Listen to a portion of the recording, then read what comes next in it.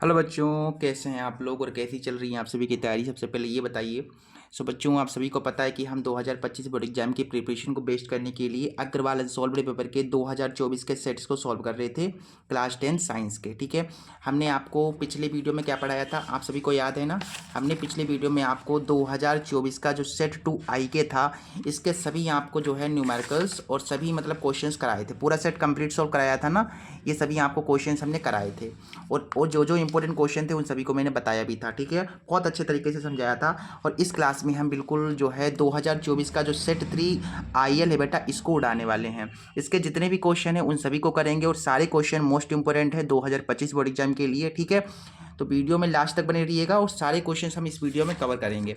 इसके जो ऑब्जेक्टिव्स हैं वो आप पर मैं छोड़ रहा हूँ, इसके ऑब्जेक्टिव आप खुद कर लीजिएगा। ठीक है, हम आपको यहाँ पर न्यूमेरिकल्स कराएंगे और केमिस्ट्री को सॉल्व करवाएंगे, मतलब फिजिक्स और केमिस्ट्री और बायोलॉजी को सॉल्व कराएंगे। ठीक है, चलिए बेटा। तो सबसे पहले जो है यहाँ पर क्या आता है, वर्णनात्मक प्रश्न है। ठीक है, उपखंड का इसका जो फर्स्ट क्वेश्चन है उसे पढ़ते हैं। लेकिन इससे पहले आपने वीडियो तो लाइक किया नहीं होगा, तो वीडियो को लाइक कर दो और अपने फ्रेंड्स के पास इस वीडियो को जरूर से शेयर कर दीजिएगा। ठीक है, चलिए बेटा स्टार्ट करते हैं। तो हमारा जो फर्स्ट क्वेश्चन है वो क्या कह रहा है।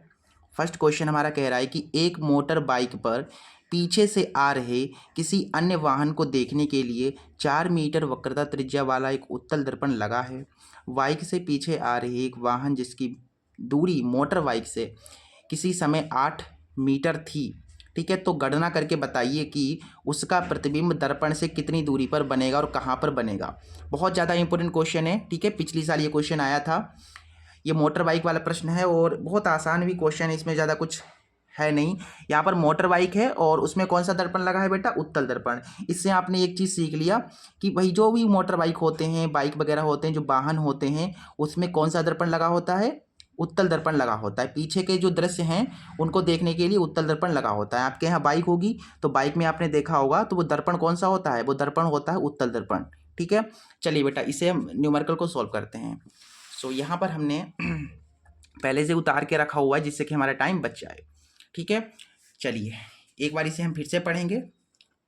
देखिए यहाँ पर क्या कहा गया है कि एक मोटर बाइक है, पीछे के दृश्यों को देखने के लिए, ठीक है, पीछे के दृश्यों को देखने के लिए अन्य वाहन को देखने के लिए जो है 4 मीटर वक्रता त्रिज्या वाला एक उत्तल दर्पण लगा हुआ है।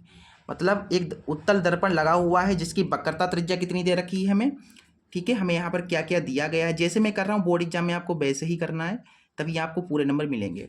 देखिए सबसे पहले हमें यहाँ पर वक्रता त्रिज्या दी गई है। वक्रता त्रिज्या, त्रिज्या यानी कि आर, वक्रता त्रिज्या को आर से प्रदर्शित करते हैं। आर हमें कितना दिया गया है, 4 मीटर। ठीक है बेटा, आर हमें दिया गया है, तो मैंने आपको बताया था कि जैसे ही वक्रता त्रिज्या आए तुरंत ही आप फोकस दूरी निकाल लो। जैसे वक्रता त्रिज्या जो है 4 मीटर है, तो तुरंत ही फोकस दूरी निकाल लो इसकी।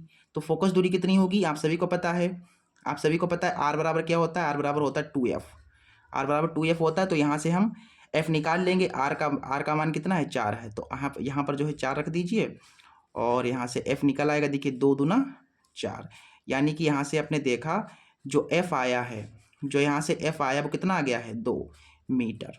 ठीक है, तो जो फोकस दूरी आ गई है वो 2 मीटर आ गई है। जैसे ही आपको वक्रता त्रिज्या दी जाए तुरंत ही फोकस दूरी निकाल लो। ठीक है, इसके बाद क्या कहा गया है कि बाइक से पीछे आ रहे एक वाहन, मतलब बाइक के पीछे एक वाहन आ रहा है। ठीक है, वाहन जिसकी जिसकी बाइक से जो दूरी है वो कितनी है, 8 मीटर है। ठीक है, तो आपको यहाँ पर प्रतिबिंब दर्पण से कितनी दूरी पर बनेगा ये बताना है और कहाँ पर बनेगा ये चीज़ बतानी है। यहाँ पर जो है एक बस तो पीछे से आ रही है। देखिए एक बाइक है, ठीक है, क्या है, एक बाइक है। इस बाइक के पीछे एक वाहन आ रहा है। अब वाहन को हम क्या कहेंगे, वस्तु ही तो कहेंगे, यानी कि हमें यू दे रखा है। यू कितना दे रखा है, 8 मीटर दे रखा है। या ऐसे समझिए आपको प्रतिबिंब की दूरी जो क्या निकालना है, प्रतिबिंब की स्थिति बतानी, यानी कि बी बताना है। इसका मतलब ये यू दिया गया है, ऐसे आइडिया लगा लो। ठीक है, तो यू हमारे पास कितना है, 8 है, 8 मीटर है। लेकिन दर्पण कौन सा है, दर्पण है उत्तल। दर्पण कौन सा है, दर्पण उत्तल है ना, तो उत्तल दर्पण है इसलिए यू आपको माइनस लेना पड़ेगा। ठीक है, क्योंकि उत्तल दर्पण में यू माइनस होता है। अच्छा, हमें क्या निकालना है, हमें यहाँ पर वी निकालना है। बहुत आसान है, बहुत ज़्यादा आसान है। दर्पण है, दर्पण का सूत्र लगा देंगे, आराम से निकल आएगा। ठीक है, तो यहाँ से देखिए दर्पण के सूत्र से लिखिए, यहाँ पर दर्पण के सूत्र से। तो बेटा दर्पण का सूत्र क्या कहता है, दर्पण का सूत्र आप सभी को पता है, 1/f बराबर होता है 1/v प्लस 1/u। यही तो होता है ना दर्पण का सूत्र। मानों को रख दीजिए, फटाक से भी नहीं मिल जाएगा हमें। देखिए एफ कितना है, एफ आपके पास 2 है, वी निकालना है, और यू कितना है, -8 है, -8 है। इसको जरा सॉल्व कीजिए।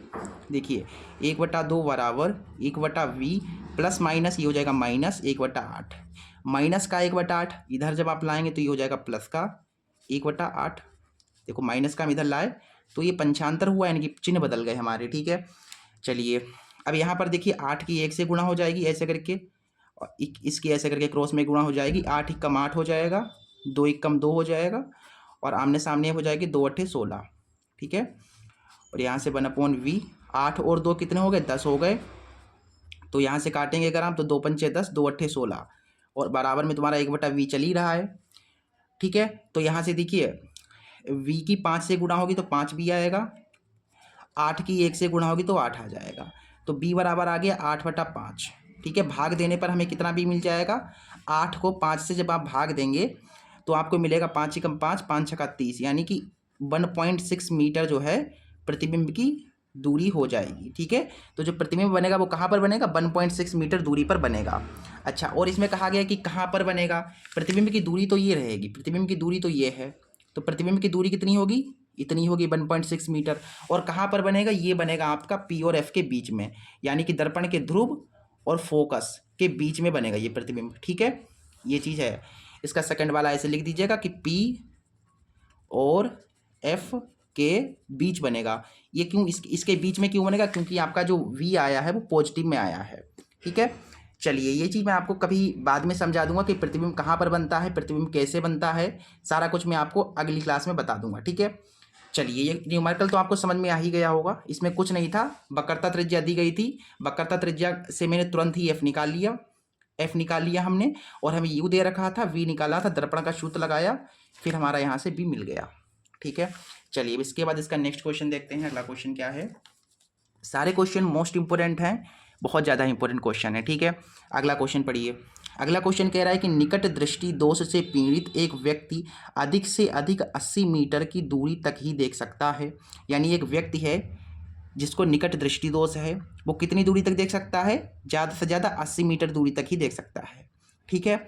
हमें गणना कीजिए कि सही दृष्टि के लिए, ठीक है, सही दृष्टि के लिए अर्थात अनंत दूरी तक वस्तु देखने के लिए उसे किस प्रकृति और किस फोकस दूरी के लेंस का प्रयोग करना चाहिए। यानी कि उसको अनंत तक देखने के लिए, जैसे आप लोग अनंत तक देख लेते हो, वैसे ही वो भी अनंत तक देखना चाहता है, तो उसे किस लेंस का प्रयोग करना चाहिए और उस लेंस की फोकस दूरी कितनी होनी चाहिए, ये आपको बताना है। बहुत प्यारा सा क्वेश्चन है, देखिए यहाँ पर, ठीक है। बहुत आसान क्वेश्चन है, हर बच्चा इसे क्रैक कर सकता है। देखिए बेटा ये क्वेश्चन है तुम्हारा, देखो यहाँ से हल डालो। यहाँ पर कौन सा दोष है, निकट दृष्टि दोष है, ठीक है। तो निकट दृष्टि दोष है, इसका मतलब इसका निवारण किस से होगा, निकट दृष्टि दोष है, इसका मतलब किस लेंस से इस दृष्टि दोष का निवारण होता है, अवतल लेंस से, ठीक है। तो प्रकृति आपसे पूछी गई है ना पहले, तो प्रकृति बता दो यहाँ से फटाफट। प्रकृति क्या हो जाएगी, प्रकृति हो जाएगी अवतल लेंस की। भैया अवतल लेंस की प्रकृति क्यों होगी बताओ, क्योंकि भाई निकट दृष्टि दोष है। अगर यहाँ पर दूर दृष्टि दोष होता तो यहाँ पर उत्तल लेंस हो जाता, ठीक है, क्योंकि निकट दृष्टि दोष को दूर करने के लिए हम अवतल लेंस का प्रयोग करते हैं, और दूर दृष्टि दोष को दूर करने के लिए हम उत्तल लेंस का प्रयोग करते हैं। तो प्रकृति हमें पता चल गई। उसके बाद हमें फोकस दूरी भी बतानी है, फोकस दूरी यानी कि एफ भी हमें बताना है। बाकी हमें दिया क्या गया है भाई, हमें यहाँ पर क्षमता दे रखी है, देखिए अधिक से अधिक, यानी कि उसकी कैपेसिटी कितने देखने की है, उसके देखने की जो कैपेसिटी है उस व्यक्ति की वो कितनी है, वो आप कहोगे कि गुरुजी 80 मीटर है, यानी कि 80 मीटर तक ही देख सकता है।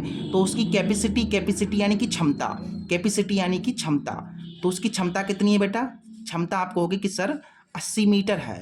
अच्छा भैया 80 मीटर क्षमता है, तो पी दे रखा है हमें यहाँ पर, पी हमें कितना दे रखा है, 80 मीटर दे रखा है, ठीक है, 80 मीटर दे रखा है। तो हम यहाँ से P से हम डायरेक्ट F निकाल सकते हैं। कैसे निकाल सकते हैं, आप सभी को पता है कि अगर आपको क्षमता पता है तो F आप निकाल सकते हो ऐसे करके। देखिए फार्मूला क्या होता है बताओ, P बराबर क्या होता है, 100/F होता है ना, 100/F होता है ना, ये होता है सेंटीमीटर में। अच्छा इसको अगर आप मीटर में देखेंगे तो एक और इसी का फार्मूला हो जाता है, P बराबर देखो ये सेंटीमीटर में है, अगर आप इसको मीटर में बदलोगे तो 100 से भाग दे दोगे, यानी कि कट जाएगा तो ऊपर 1 आ जाएगा। 1/f ये मीटर में होता है। आप यहाँ पर से कोई भी फार्मूला लगा सकते हैं। अगर मीटर में निकालोगे तो ये सूत्र लगाना पड़ेगा, अगर आपको सेंटीमीटर में निकालना है आंसर तो आप ये लगा लीजिए।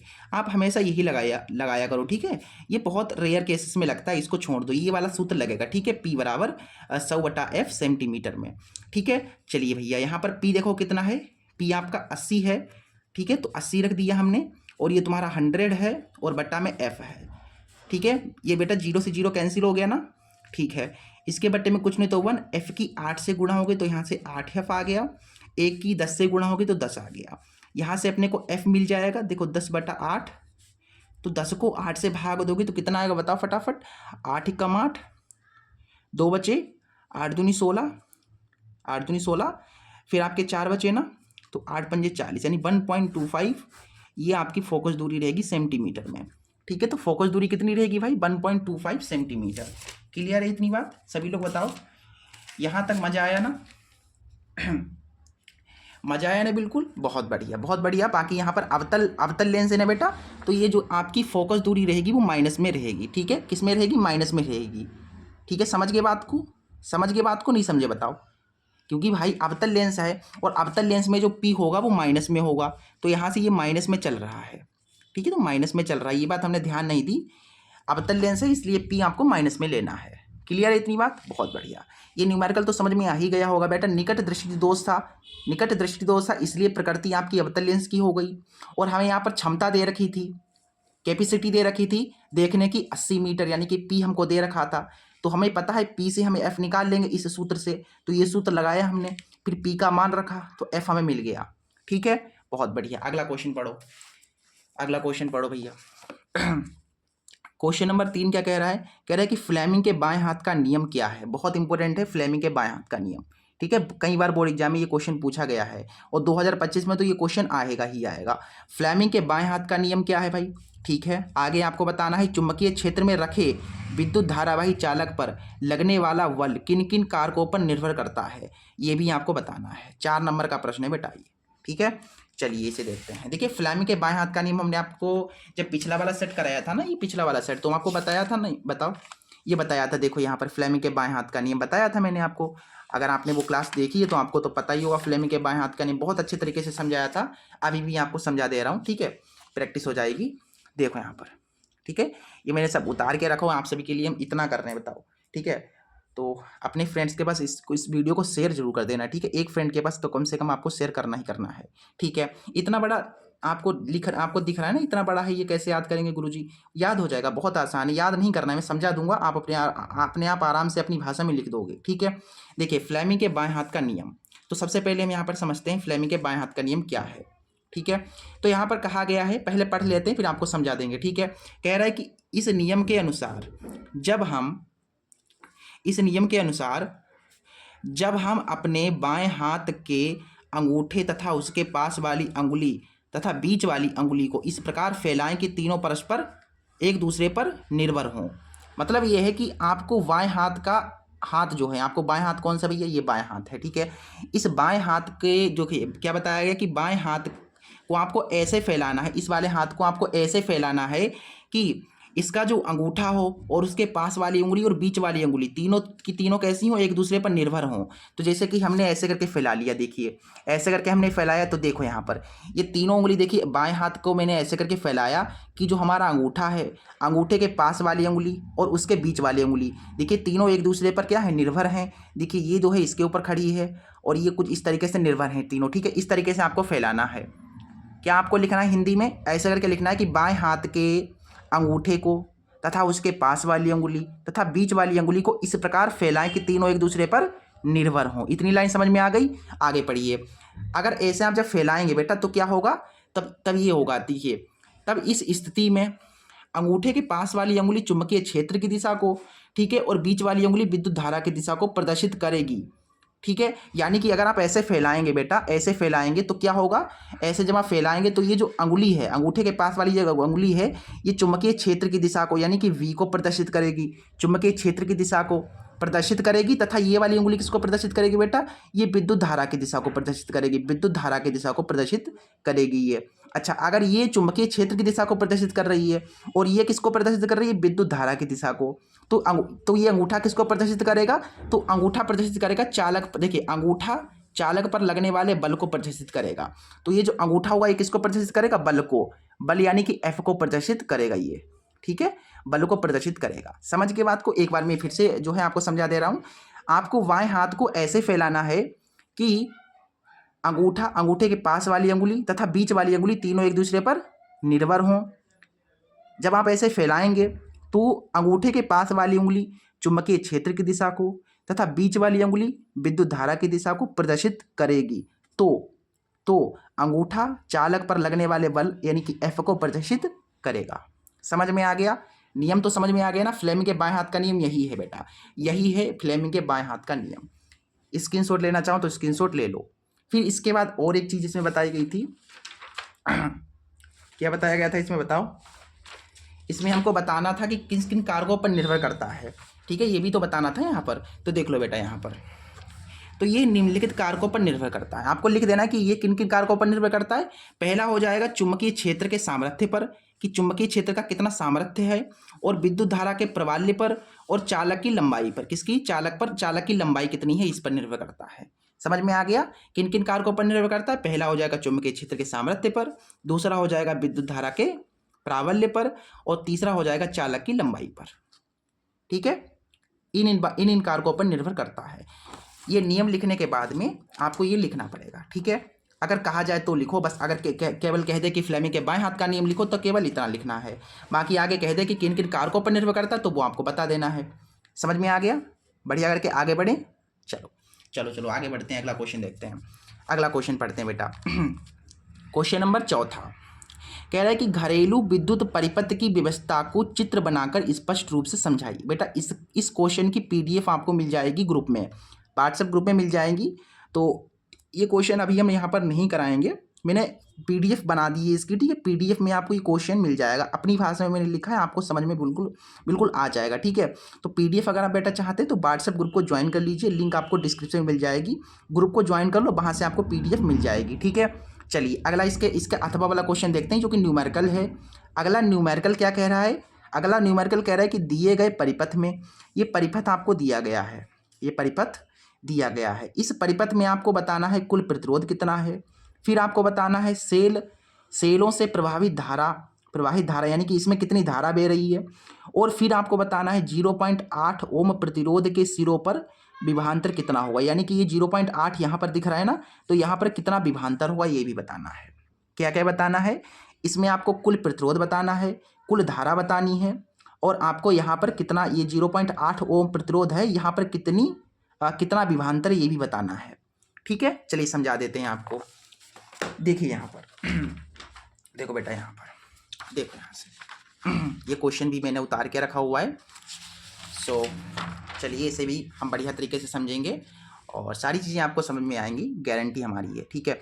देखो यहाँ पर फिर से हम एक बार क्वेश्चन को पढ़ लेते हैं। देखिए कहा गया कि दिए गए परिपथ में, ये परिपथ में दिया गया है, इस परिपथ में आपको सबसे पहले क्या निकालना है, कुल प्रतिरोध निकालना है। सबसे पहला काम क्या होगा हमारा, कुल प्रतिरोध निकालने का, कुल प्रतिरोध यानी कि टोटल रेसिस्टेंट आपको बताना है, ठीक है। कुल प्रतिरोध यानी कि हमें R निकालना है यहाँ पर। चलिए सबसे पहले हम कुल प्रतिरोध निकाल लेते हैं। तो आपको पता है यहाँ पर कितना प्रतिरोध है, 0.8 प्रतिरोध है, ठीक है। और यहाँ का कितना है ये तो हमें, ये जो कौन से क्रम में दिया गया बेटा, समांतर क्रम में। देखिए ऊपर नीचे है यानी समांतर क्रम में है ये, तो समांतर क्रम में जब भी दिखता है ना तो यहाँ का प्रतिरोध हमें निकालना पड़ेगा, फिर हम टोटल निकाल पाएंगे, ठीक है। तो हम यहाँ पर पता करेंगे सबसे पहले कि यहाँ पर कितना प्रतिरोध बह रहा है यहाँ पर, ठीक है। चलिए तो सबसे पहले हम यहाँ पर लिख देते हैं कि चूंकि 6 ओम व 2 ओम कौन से क्रम में है, समांतर क्रम में है, समांतर क्रम में है। कुछ बच्चे कहेंगे कि सर आपको कैसे पता चला ये समांतर क्रम में है। बेटा ये ऊपर नीचे है, देखो ये है, फिर इसके नीचे ये है, यानी ऊपर नीचे है, तो ये तुम्हारे ऐसे करके ये जो क्रम है ना बेटा, ये समांतर क्रम होते हैं इस तरीके से। ये होते हैं समांतर क्रम में। देखिए ऊपर नीचे है, देखिए ऊपर नीचे है ना, तो समांतर क्रम होगा। ठीक है। अच्छा बेटा, समांतर क्रम में है तो हम प्रतिरोध कैसे निकालेंगे? इनको उल्टा करके फिर जोड़ देंगे। सिंपल सी बात है, इनको उल्टा करेंगे फिर उसमें जोड़ देंगे। ठीक है। चलिए तो देखो यहाँ से यहाँ का प्रतिरोध हमें निकालना है ना। चलिए यहाँ से प्रतिरोध देखिए 1/r बराबर, ये देखिए ये 6 है ना, तो इसको उल्टा करो। जैसे 6 है तो 6 के बटे में कुछ नहीं तो 1 होगा, तो इसको उल्टा कर दो। एक ऊपर कर दो, 6 नीचे कर दो। तो एक ऊपर कर दिया और ये 6 नीचे कर दिया, तो उल्टा हो गया। और हमें 2 को भी उल्टा करना है, तो 2 को उल्टा कैसे करेंगे भाई? 2 के बटे में कुछ नहीं तो 1, एक ऊपर चला जाएगा, 2 नीचे आ जाएगा, तो उल्टा हो गया। लिखिए इस तरीके से। ठीक है। तो यहाँ से देखिए ये r तो निकाल रहे हैं, तो इस वाले को क्या मानेंगे? r डैश मानेंगे। ठीक है, क्योंकि अलग दिखाना है ना हमें। फिर यहाँ से गुणा हो जाएगी, 2 एकम 2, 6 एकम 6 और 6 दूना 12। ठीक है, समझ में तो आ गया ना बेटा। समांतर क्रम में क्या करना होता है? पहले इनको उल्टा करना होता है, फिर उनमें जोड़ देना है। जैसे यहाँ का हमें प्रतिरोध निकालना है r, तो मैंने इसको उल्टा कर दिया। उल्टा करने का मतलब ये होता है कि ऊपर 1 कर देना। ठीक है, जैसे मैं कह दूँ 3 को उल्टा कर दो, 3 के ऊपर 1 कर दोगे तो उल्टा हो जाएगा ये। ठीक है, चलो समझ में आ गया होगा। देखो 2 की गुणा हो गई, 6 की गुणा हो गई, 6 दूना 12 हो गया। फिर देखिए r डैश बराबर 6 और 2 कितने हो जाएंगे? 8 हो जाएंगे। नीचे तुम्हारे 12 हैं। अब बेटा काटो इसे, 4 दूना 8 और 4 तियाँ 12। ठीक है, r डैश की 2 से गुणा होगी तो हो जाएगा 2r डैश और 3 एकम 3। तो यहाँ से r डैश बराबर आ गया 3/2। भाग देंगे तो कितना आएगा? देखिए 2 एकम 2, 2 पंचे 10, यानी कि इतना प्रतिरोध आ गया बेटा। देखिए ये क्या आया बेटा? ये 1.5 क्या आ गया? यहाँ का प्रतिरोध आया है। तो यहाँ का प्रतिरोध कितना है बेटा? यहाँ का प्रतिरोध है 1.5।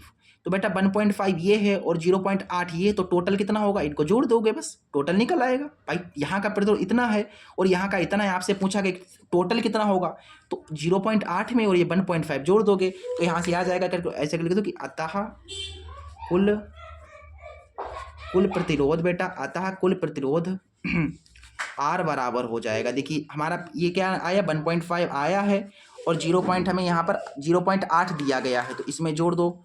तो 0.8 जोड़ दोगे तो टोटल निकल आएगा। देखिए 8 5, 8 में 5 जोड़ोगे तो 13, हासिल में 1 और यहाँ से 2, 2.3 ओम आ गया। तो टोटल प्रतिरोध कितना आ गया? कुल प्रतिरोध हमारे पास आ गया 2.3 ओम। ठीक है, समझ में आ गया? ठीक है। अच्छा अगला पार्ट देखिए। अगला पार्ट क्या कह रहा है? अगला पार्ट कह रहा है कि सेल से प्रवाहित धारा, यानी धारा भी हमें बतानी है। धारा का मतलब क्या होता है बेटा? धारा का मतलब आई आपको बताना है। ठीक है, चलिए बहुत आसान क्वेश्चन है ये, तो बहुत ज़्यादा आसान इन्होंने दे दिया कि धारा निकालनी है हमें। तो धारा देखिए, धारा यानी आई हमें ज्ञात करना है। तो बेटा ऐसी स्थिति में हमें आर तो पता है ना, आर भी पता है। देखिए आर हमने कितना निकाला? इतना आर निकाला। और हमें यहाँ पर देखिए बी भी पता है। बी बोले तो वोल्ट, विभवांतर। ठीक है, विभवांतर हमें यहाँ पर कितना है? विभवांतर देखिए 12 वोल्ट है। बी से समझ जाइए, बी माने विभवांतर हो गया, तो यहाँ पर विभवांतर कितना है? 12 वोल्ट। तो विभवांतर हमें यहाँ पर दे रखा है। सबसे पहले तो बी बराबर दिया है 12 वोल्ट और हमें आर तो भाई हमने निकाल ही लिया है। तो देखिए हमें धारा निकालने के लिए 2 चीज़ों की जरूरत पड़ती है। सबसे पहले प्रतिरोध की, तो प्रतिरोध तो हमने निकाल लिया है, और वोल्ट की, सॉरी विभवांतर की, विभवांतर भी है हमें दिया गया था। तो यहाँ से आराम से निकल आएगा। आर बराबर क्या होता है? आर बराबर होता है B/I। ये सूत्र पता है ना, आर बराबर B/I। ये सूत्र याद कर लीजिए बेटा अगर पता नहीं है तो। ठीक है, ये सूत्र आपको करना क्या है? याद करना है। ठीक है, इस सूत्र को याद कर लेना है। ठीक है, चलिए आर बराबर क्या होता है? B/I। तो यहाँ से हम आराम से आई निकाल लेंगे। ठीक है, कैसे निकलेगा भाई? आर कितना आया है? देखिए आर है, तो आर कितना आपने निकाला? 2.3 निकाला, बराबर बी कितना है बेटा? बी 12 है और बटा में आई। ठीक है, बटा में कुछ नहीं तो 1, आई की गुणा इधर हो जाएगी तो 2.3 आई हो जाएगा, और 12 की 1 से गुणा होगी तो 12 आ गया। आई बराबर आ गया 12 बटा में, गुणा में 2.3 तो इधर बट्टे में आ जाएगा। इसका पॉइंट काटोगे तो ऊपर एक 0 बढ़ जाएगा बेटा। तो आई बराबर अपने को मिल गया 120 बटा में 23। भाग देंगे तो कितना आएगा बताओ? 120 को 23 से जमा भाग दोगे तो कितना आएगा बताओ फटाफट? तो यहाँ से तुमको मिल जाएगी धारा 5.217 एम्पियर। ठीक है बेटा, भाग दोगे ना तो तुमको ये मिल जाएगा, इतना मिलेगा तुमको। ठीक है, 120 को 23 से भाग देना तो आपको ये मिल जाएगा 5.217 एम्पियर। एम्पियर मैंने क्यों लिखा? क्योंकि बेटा धारा का जो मात्रक होता है वो होता है एम्पियर। ठीक है, तो धारा भी निकल गई। अच्छा भैया, हमने प्रतिरोध भी निकाल लिया, हमने धारा भी निकाल ली। अब हमारा तीसरा काम क्या रहेगा? तीसरा काम ये है कि यहाँ पर जो है 0.8, यहाँ पर जो है यहाँ पर हमें प्रतिरोध निकालना है। यहाँ का यहाँ का क्या निकालना है, विभवांतर, सॉरी विभवांतर निकालना है। प्रतिरोध तो पता है, प्रतिरोध हमें पता है, और यहाँ का हमें निकालना है विभवांतर। अब आपको कि गुरुजी सर यहाँ का ये नहीं है 12 वोल्ट, ये तो पूरे का है भैया, ये पूरे का विभवांतर है, हमें केवल यहाँ का निकालना है। ठीक है, चलो बेटा यहाँ का निकल आएगा, देखिए 0.8 है। ठीक है, तो बेटा यहाँ से देखिए 0.8 है इतना तुम्हारा। ठीक है, प्रतिरोध है, तो प्रतिरोध तुम्हारा कितना है, 0.8 है। तो यहाँ से देखिए तीसरे वाले क्वेश्चन में हमें यहाँ पर बी निकालना है, तो सिंपल सी बात है, हमें यहाँ पर कहाँ पर बी कहाँ पर निकालना है, हमें यहाँ पर बी निकालना है। तो प्रतिरोध कितना दे रखा है, 0.8 दे रखा है, तो आर हमें दे रखा है 0.8। ठीक है, ओम। अच्छा, आई कितनी निकाली हमने भाई, आई निकाली हमने 5.217 एम्पियर। चलिए अब देखिए यहाँ से वही सूत्र आर बराबर बी अपॉन आई, तो निकल आएगा आर बराबर बी अपॉन आई लगाएंगे तो आप हमारा काम हो जाएगा। देखिए आर कितना है, 0.8 है, वी कितना है, बी तो निकालना है, आई कितना है 5.217 है, बट्टे में कुछ नहीं तो 1, एक की बी से गुणा होगी तो बी आ जाएगा, और इसकी इधर देखिए 0.8 की गुणा हो जाएगी 5.217 से, तो यहाँ से अपने को मिलेगा कितना, यहाँ से अपने को मिलेगा 4.2 वोल्ट। ठीक है, ये तुमको मिल जाएगा। कैसे मिला भाई, 0.8 की इससे गुणा करा दी है हमने। ठीक है, समझ में आ गया, इस तरीके से ये आपको करना था। क्वेश्चन पूरा समझ में आया होगा आप सभी को। ठीक है, इसमें क्या था, तीसरे वाले पार्ट में थोड़ा सा समझ लीजिए, तीसरे वाले पार्ट में हमें प्रतिरोध दे रखा था इतना। ठीक है, प्रतिरोध यानी कि आर कितना था, 0.8 था। देखिए आर हमने 0.8 रखा, और धारा हमें जरूरत पड़ेगी तो धारा हमने निकाल ली, आई तो हमने पहले से निकाल ली है, फिर भाई सूत्र लगा दिया आर बराबर बी अपॉन आई, फिर यहाँ पर मान रख दिया, आंसर आ गया। बहुत आसान है, बहुत आसान है। ठीक है, न्यूमेरिकल तो बहुत ज़्यादा आसान है फिजिक्स के, डरना नहीं है बिल्कुल भी। ठीक है, हम तुम्हारे साथ हैं, हम आपके साथ हैं, आपका दोस्त, आपका कुछ भी आप मान सकते हो, आपके संग है। ठीक है, चलिए बेटा सो यहाँ से आपने देखा कि हमने जो फिजिक्स के न्यूमेरिकल्स थे और जो थ्योरी थी वो आपको समझा दी है। ठीक है, अब देखिए अगला खंड स्टार्ट हो जाएगा यहाँ से अगला खंड स्टार्ट हो जाएगा। देखो यहाँ से, अच्छा आप सभी को दिख रहा है नहीं दिख रहा है, मैं थोड़ा जूम कर लेता हूँ, रुक जाओ।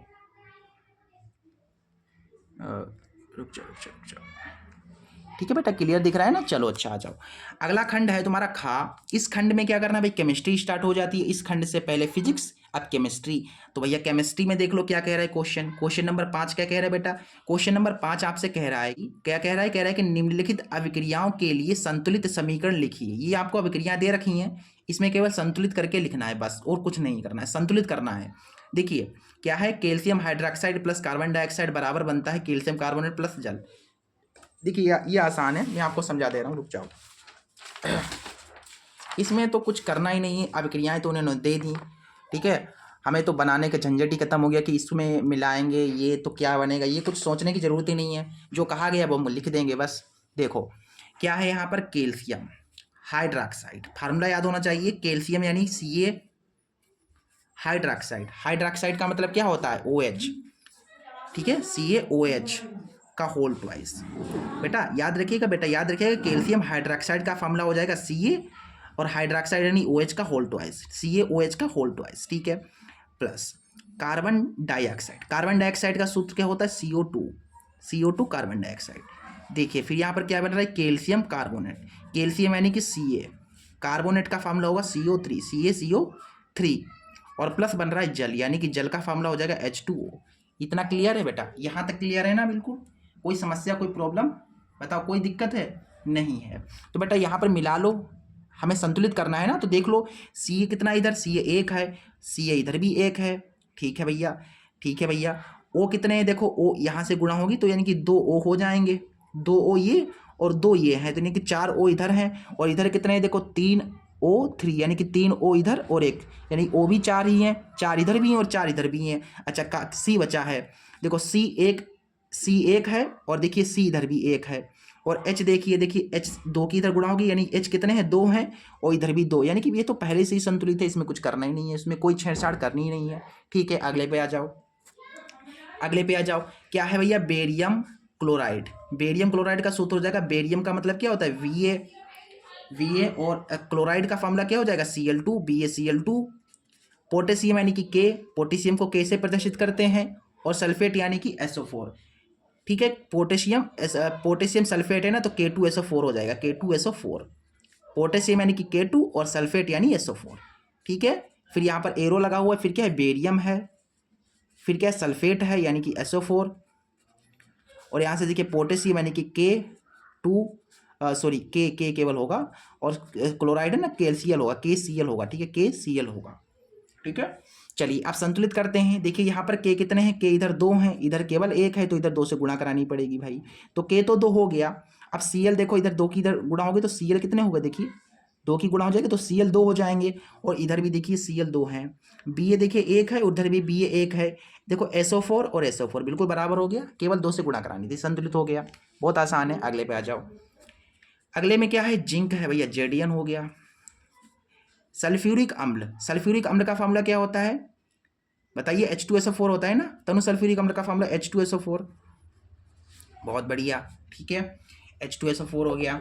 फिर यहाँ पर देखिए क्या है, जिंक है, सल्फेट का फॉर्मूला हो जाएगा SO4, यानी Zn जो होगा वो SO4 के साथ आ जाएगा, फिर ये H2, देखिए हाइड्रोजन, फिर H2, ठीक है। अब देखिए संतुलित तो पहले से ये देखिए Zn एक है, Zn एक है, SO4 H कितने हैं, 2 हैं, H 2 हैं, ये तो संतुलित है, इसमें कुछ करना ही नहीं है, ठीक है। अगले पे आ जाओ।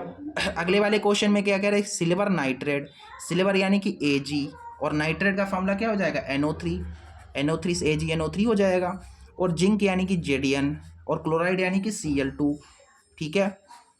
फिर देखिए सिल्वर है तो सिल्वर यानी कि Ag, और क्लोराइड यानी कि Cl2, जिंक यानी कि Zn, और NO3 यानी कि नाइट्रेट यानी कि NO3 का होल ट्वाइस, ठीक है, क्योंकि जिंक नाइट्रेट का फॉर्मूला ये तो होगा ना, ठीक है।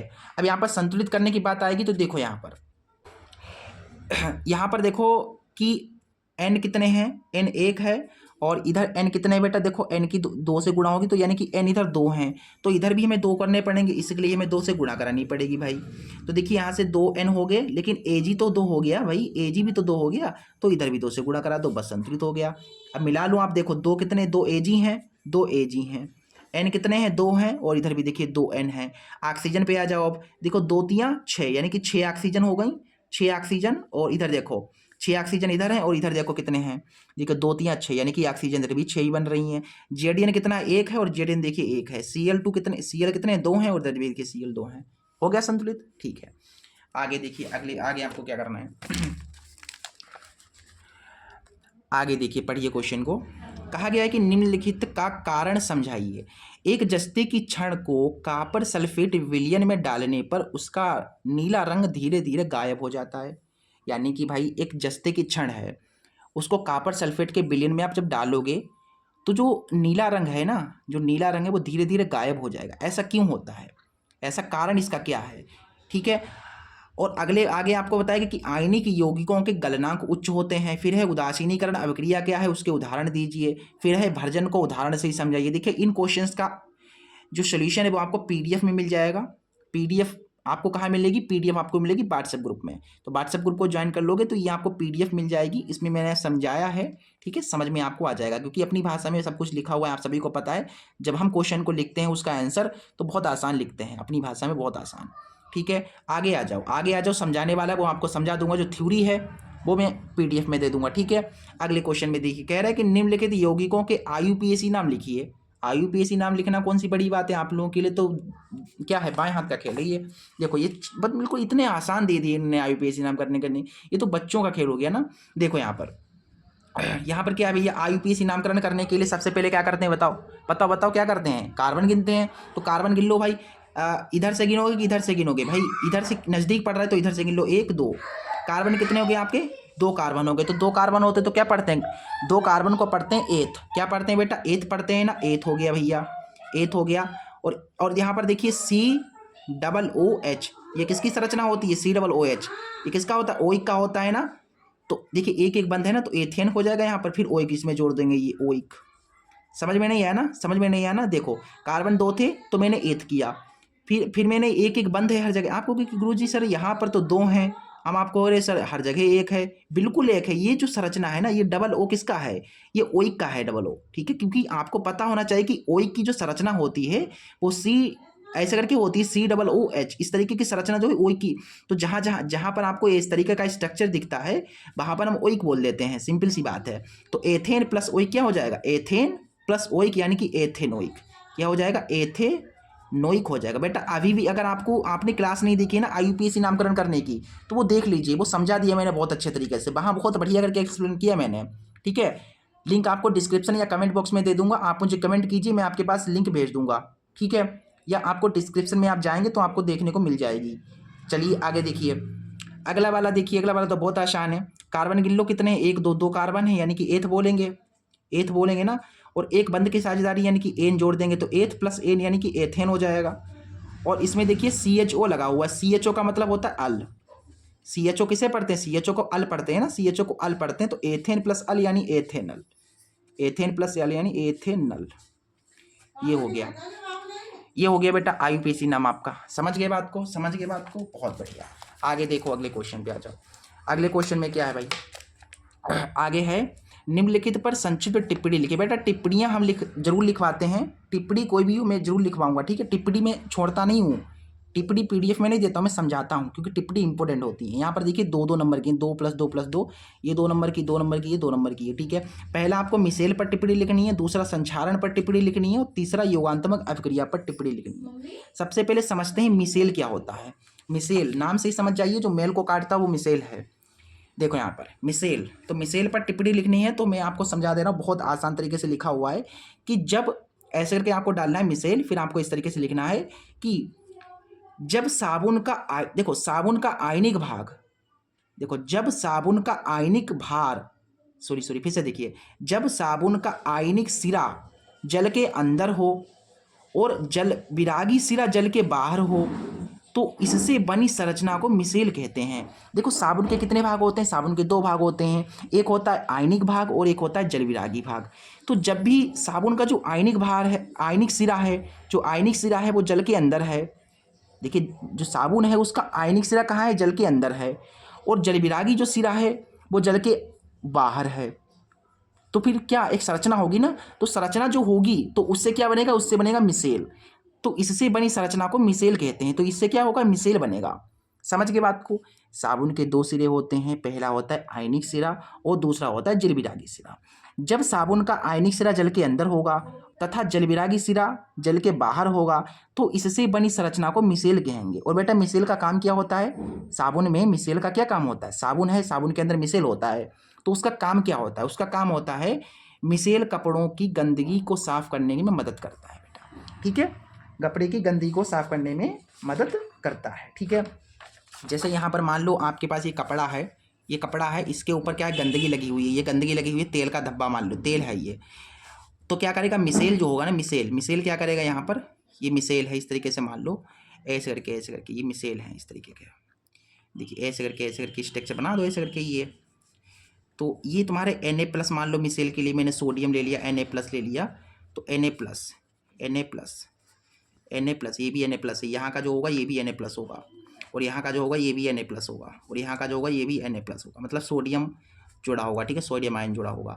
तो ये जो है ये क्या है, ये तुम्हारे Na+, ये क्या है, ये आपकी मिसेल हैं। तो ये मिसेल कपड़े की गंदगी को घेर लेंगे और फिर इसे साफ कर देंगे, ठीक है। समझ गए बात को, ये आप इतनी याद कर लीजिए, ठीक है, कि जब साबुन का आयनिक सिरा जल के अंदर हो और जल विरागी सिरा जल के बाहर हो, तो इससे बनी संरचना को मिसेल कहते हैं, ठीक है। बहुत आसान है। फिर आगे अगली टिप्पणी क्या थी, अगली टिप्पणी थी संचारण पर। संचारण किसे कहते हैं, देखिए देखो बेटा, संचारण बहुत आसान है। संचारण का मतलब ये होता है कि जब कोई धातु अपने आसपास जल, नमी या अम्ल के संपर्क में आती है तो उसका क्षरण होने लगता है, इसे संचारण कहते हैं। समझ में आया, नहीं आया कोई दिक्कत ना है, मैं समझा दे रहा हूँ।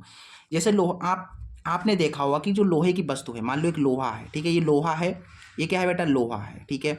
ये लोहा जो है आप लाए दुकान से आप लोहा लाए और आपने ऐसे ही डाल दिया, तो पड़ा रहा ये मतलब 2-4 महीने तक।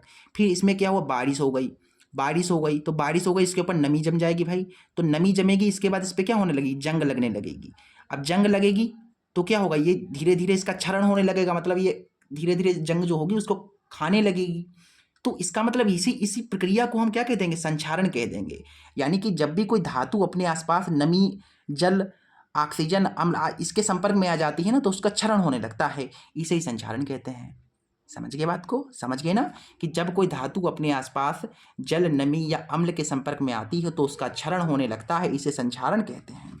समझ के बात को। चलिए यहाँ पर देखिए, संक्षारण से बचने के लिए क्या करेंगे भाई, जैसे आप लाए, फिर आपको कि सर चलो फिर जंग लग जाएगी, फिर हमें लाए क्या फ़ायदा, तो आप इसके लिए क्या कर सकते हो, इस संक्षारण से बचाने के लिए क्या करोगे, तो संक्षारण से बचाने के लिए आप इस पर पेंट कर सकते हो, या तेल लगा सकते हो, या ग्रीस लगा सकते हो। पेंट ज़्यादा बढ़िया रहता है बेटा, क्योंकि तेल थोड़ी देर बाद छूट जाएगा, कुछ महीने तक चलेगा, तो पेंट जो बढ़िया रहेगा। तो आपने देखा होगा कि कुछ लोग जो चीज़ लाते हैं, कुछ लोग गेट लाते हैं, लोहे के गेट लाए तो उस पर क्या कर दिया, पेंट कर दिया। तो पेंट क्यों करते हैं, पेंट करने से अच्छा भी दिखने लगता है गेट, ठीक है। जो डोर होता है बेटा, वो क्या अच्छा भी दिखने लगता है, और साथ ही साथ उसकी कह सकते हो उसकी लाइफ भी बढ़ जाती है, वो ज़्यादा दिनों तक चलता है, उस पर जंगाल नहीं लगती। यानी कि जंग से बचाने के लिए उस पर क्या करते हैं, पेंट करते हैं।